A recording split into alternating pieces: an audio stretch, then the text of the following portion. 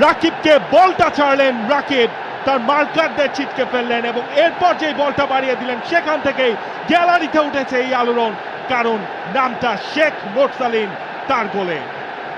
Classic counter attack এবং সেই দুজন মিলেই কম্বাইন করলেন রাকিব এবং মোরসালিন।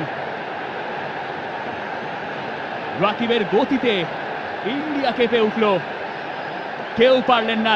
চমৎকার একটা পাস এবং শেখ মোরসালিন তিনি রিপজিশন করলেন। গোলকিপার গুরপ্রীত সিং সান্ধু দ্বিধায় ছিলেন যে তিনি যাবেন কি যাবেন না, ঠিক পেছনে ছিলেন নিক্সন।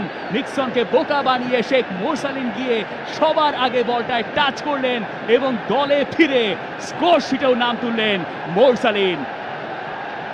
তার ক্যারিয়ারের সপ্তম গোল হয়ে গেছে।